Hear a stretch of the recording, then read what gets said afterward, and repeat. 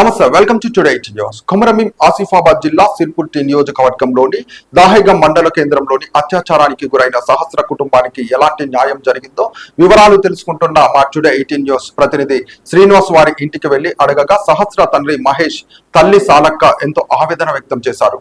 మాకు న్యాయం అంటే జరిగితే దుర్మార్గానికి పాల్పడినటువంటి అతనికి మరణశిక్ష విధిస్తేనే మాకు న్యాయం చేసినట్టుగా భావిస్తామని అన్నారు.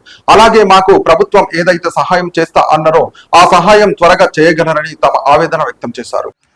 ఇప్పుడు మనం ప్రస్తుతానికి కొమరమీం ఆసిఫాబాద్ జిల్లాలోని దహేగం మండలం కేంద్రంలోని మన సహస్ర కుటుంబానికి ఎలాంటి న్యాయం జరిగిందో తెలుసుకుందామని చెప్పేసి దహేగం మండల కేంద్రంలోని సహస్ర వాళ్ళ ఇంటి దగ్గర ఉన్నాము. వాళ్ళ కుటుంబ సభ్యులను అడిగి వాళ్ళకు ఎలాంటి న్యాయం జరిగింది, మరి ఇక ముందు కూడా ఎలాంటి న్యాయం వీళ్ళు కోరుకుంటున్నారు అనేదాన్ని మనం అడిగి తెలుసుకుందాం. ఇప్పుడు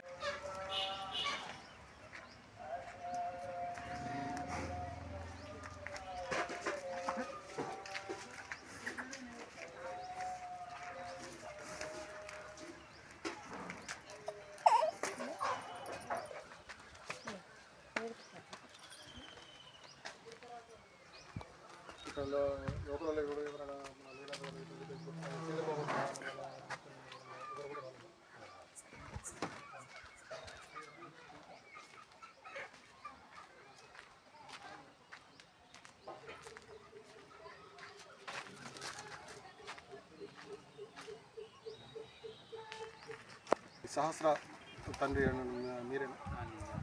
ఏం పేరు? నా పేరు మేము కోరేది ఏంటంటే వారికి కఠినంగా ఉరిశిక్ష లాంటి ఎన్కౌంటర్ లాంటిది 100% ఇంతకుముందు సద్దనైన సహారా అంటేవాడు ఇంతకుముందు గవర్నమెంట్ ఎట్లుండో ఆ విధంగా వానికి ఉరిశిక్ష పడాలని మేము ఫస్ట్ కోరుకునేది. ఇది కేంద్రంలో కూడా పట్టించుకోవాలి. ఫస్ట్ నరేంద్ర మోడీ గారు కూడా దీని మీద యాక్షన్ తీసుకోవాలి. నరేంద్ర మోడీ సార్ కూడా యాక్షన్ తీసుకునే లెవెల్లో మీరు జరుగుతున్న యాక్షన్ తీసుకోవాలి. జస్ట్ ఇది మేము పవన్ కళ్యాణ్ అని అప్పీల్ చేసింది ఆల్రెడీ మేము 100% అప్పీల్ చేసాము. అది ఫేక్ అనేది కాదు అని కొంతమంది మాకు అంటూరు వైరల్ ఇది ఉట్టిగానే చెప్పిస్తున్నారని చెప్పేసి కాదు. మాకు పవన్ కళ్యాణ్ అంటే మాకు ఒక ఫ్యాన్ లాంటి మేము వేరే ఆయనకు మేము అండుకొండల్లో ఎంతోమంది ఉండేవాళ్ళం. అదర్ రాష్ట్రం కాదు, మొత్తం ఇది అదర్ కంట్రీలు కూడా ఆల్రెడీ ఇట్లాంటి ప్రాబ్లమ్స్ జరగకుండా ఉండాలి. అన్ని విధంగా మాకు హెల్ప్ఫుల్గా చేసేలాగా కేంద్ర మంత్రి నుంచి కూడా మాకు ఇట్లా ఇంకొకరికి ఘటన జరగకుండా మా పాప జరిగినట్టు ఇంకే పాపకు జరగకుండా మళ్ళీ ఇంకొకసారి ఇట్లాంటి ఘటన జరగకుండా మా పాప జరిగిన తర్వాత 7 ఘటనలు జరిగాయి. అట్లా జరిగిన వెంటనే 3-4 డేస్లలోనే ఇట్లాంటి ఘటనలు జరుగుతున్నాయి. ఇట్లాంటి గంటలు మళ్ళీ జరగకుండా చూడాలంటే పోలీస్ శాఖ మీద కూడా ఏం ప్రాబ్లమ్స్ అంటే పోలీస్ శాఖ వాళ్ళు ప్రభుత్వం చెప్పినట్టు పోలీసు వాళ్ళు ఉంటారు, గవర్నమెంట్ వాళ్ళు ఏం చేస్తట్లేదు. వాళ్ళ పరిస్థితి కూడా పోలీసు వాళ్ళు ఏం యాక్టివేషన్ తీసుకోవాలన్నా ఫస్ట్ గవర్నమెంట్ చెప్తేనే గవర్నమెంట్ వాళ్ళు పోలీస్ చేస్తారు. కానీ పోలీసు వాళ్ళు ఇప్పుడు ఏం చేయడానికి ఉండదు. కొద్దిగా ఇట్లాంటి మనకు ఇంకా కొద్దిగా అలర్ట్గా ఉండి డాగ్స్ లాంటివి ఇట్లా ప్రతి స్టేషన్లో ఉంచి అలర్ట్గా పెట్టుకుంటే ఒక లైట్స్ లేకుండే ఇట్లాంటి ప్రాబ్లమ్ చాలా ఉన్నాయి. మాకు ఎడిదిరిగి వానికి ఉరిశిక్ష లాంటిది కానీ ఎన్కౌంటర్ లాంటి కంపల్సరీ వానికి ఘోరంగా చంపాలి. అది ఘోరమైన ఘటన. ఆల్రెడీ మేమేం ఫేక్స్ మీడియాలలో ఏ మీడియాలో మాట్లాడతలేం. మేము మాట్లాడేది ఒకటి, మా దగ్గరికి ఇంకొకటి టీవీ న్యూస్ ఒకటి మాత్రం మా దగ్గరికి వస్తలేదు. ఎందుకు లంచం తీసుకున్నది అట్లాంటి టీవీ 9 విషయం మాత్రం మతి ఘోరమైన విషయం. మా దగ్గరికి వచ్చాడు, వీడియో తీశాడు, కానీ ఇప్పటి వరకు మాకు టీవీ 9లో హెడ్లైన్స్ మాత్రం ఇచ్చారు తప్ప. కానీ మాకు అందరు చెప్తున్నాను ఒక్కసారి కూడా మా దగ్గర పాప ఫోటో కూడా వేయలేదు.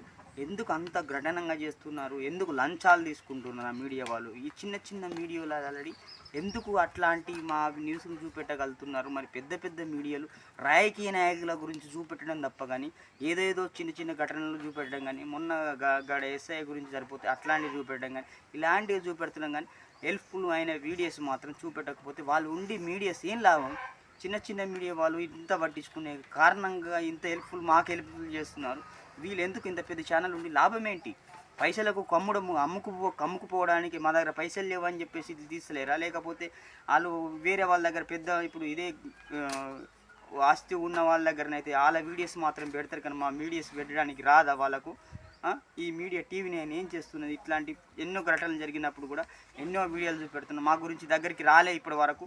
టీవీ నేను కూడా అప్పీల్ చేస్తున్నాను, నేను వాళ్ళు తిట్టడం కాదు, నేను వాళ్ళ గురించి దృష్టించడం కాదు, వాళ్ళు కూడా రావాలి మా దగ్గరికి వచ్చి రివ్యూ తీసుకోవాలి. ఇంకో పబ్లిసిటీగా అన్ని ఛానల్స్ అందరూ మాకు హెల్ప్ ఉండాలి. ఏ గవర్నమెంట్ కూడా వానికి సపోర్ట్ చేయరాదు. అందరి గవర్నమెంట్కి నేను నమస్కారం ఇచ్చి దండం పెడుతున్నా. అన్ని ఛానల్స్ అన్ని పోలీస్ శాఖలకు కూడా నేను వ్యతిరేకంగా ఎవ్వరికి నేను మాట్లాడలేని పరిస్థితి. నేను అందరు నాకు సపోర్ట్ కావాలి, అందరు మీడియా సపోర్ట్ కావాలి. కింది స్థాయి నుంచి మొదలు పెడితే పెద్ద స్థాయి వరకు నాకు పోలీస్ శాఖ కానీ, నాకు మంత్రులు కానీ, ఎవరైనా కానీ, మనకి ఏ గవర్నమెంట్ అయినా కానీ, ఈ పార్టీ ఆ పార్టీ అని లేదు, మనకు పవన్ కళ్యాణ్ కానీ, పవన్ కళ్యాణ్ మేము ఇప్పటి వరకు అప్పీల్ చేస్తున్నాం, మళ్ళీ అప్పీల్ చేస్తున్నాం. పవన్ కళ్యాణ్ ఇది తీసుకోవాల్సిన ఘటన, ఆయనకు తెలిసాల్సిన విషయం. ఆయన అయితే ఇంకా ఫాస్ట్ ట్రాక్ కంటే ఎక్కువ నడిపిస్తారని మాకు తెలిసిన విషయం. ఇది త్వరగా అయినంత వీడియో కంపల్సరీ మాకు జరగాల్సిన ఘటన. ఎవరైనా ఈ ఆర్ఎస్ ప్రవీణ్ కుమార్ సార్ కూడా నిన్న మొన్న వచ్చాడు, ర్యాలీ తీపించాడు. ఉషక్క దసరా ఉషక్క కూడా వచ్చారు, బాగా హెల్ప్ చెప్పి దసరా ఉషక్క దాసరి సీత వాళ్ళు వచ్చారు.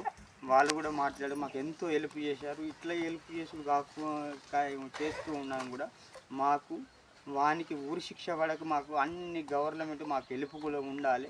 మాకు వాళ్ళు ఇల్లు ఇస్తున్నాను, ఇల్లు వరకు మాకు సపోర్ట్ చేయాలి. పాపకు ఏదో ఇప్పుడు గవర్నమెంట్ ఉద్యోగం ఇస్తాను, ఉద్యోగం వేయాలి. 5 ఎకరాలు జాగా ఇస్తామని ఒప్పుకున్నారు. సీతక్క గారు, మన శ్రీధర్ బాబు గారు ఒప్పుకున్నారు. శ్రీధర్ బాబు గారు ఇక్కడికి వచ్చారా? ఈ శ్రీధర్ బాబు సీతక్క ఇక్కడికి ఇవ్వాలి రాలి. కాంగ్రెస్ వాళ్ళు ఆల్రెడీ కోనప్ప గారు వచ్చారు. కోనప్ప గారు వచ్చి మాట్లాడారు. కలెక్టర్ దగ్గర కూడా ఒక గుంట పోయి తీసుకెళ్లారు. మమ్మల్ని తీసుకెళ్ళి మాట్లాడు. కోనప్ప గారు కూడా మాకు ఎంతో సాయం చేశాడు, హెల్ప్ఫుల్గా చేశాడు. వాళ్ళైతే ఎవరు రాలేదు, మిగతా వాళ్ళు. ఆర్ఎస్ ప్రవీణ్ కుమార్ వచ్చారు, హరీష్ బాబు వచ్చారు. మళ్ళీ తర్వాత ఇంకా వేరే వేరే మన ఇప్పుడు కుల సంఘం నుంచి, హైదరాబాద్ నుంచి, ఆర్య సంఘం నుంచి వాళ్ళు వచ్చారు. ఇంకా అత్తలు ఎమ్మెల్సీ వచ్చారు. ఇంకా కొంతమంది చాలా మంది వచ్చారు. ఇక అందరి పేర్లు నాకు గుర్తుండే సార్. అందరికీ ధన్యవాదాలు. అందరు హెల్ప్ చేయాలి. ఏ గవర్నమెంట్ అన్నా ఉండని ప్రతి ఒక్క గవర్నమెంట్ మాకు హెల్ప్ చేయాలి. మేము కోరుకునేది కూడా మాకు వాళ్ళు గవర్నమెంట్ ఇచ్చింది మాకు 2.5 lakhsకు మాకు చెక్ ఇచ్చి వదిలేసుకున్న ప్రభుత్వం ఆల్రెడీ కాంగ్రెస్ ప్రభుత్వం. ఈ 2.5 lakhsలలో నాకు ఆ 2.5 lakhs మేమే ఇచ్చేస్తాం. మాకు ఇంకో పాపను మాకు తెచ్చేయడం, మేము చదువుకుంటాం సార్ అని మేము కోరుకుంటాను. మాకు అట్లాంటి పాప దొరకది. 1 కాదు 2 కోట్లు 3 కోట్లు పెట్టినా మాకు అట్లాంటి పాప దొరుకుతూ గవర్నమెంట్ 2.5 lakhs మాకు ఏం సాయం చేస్తున్నది, ఏం విధంగా ఉన్నది.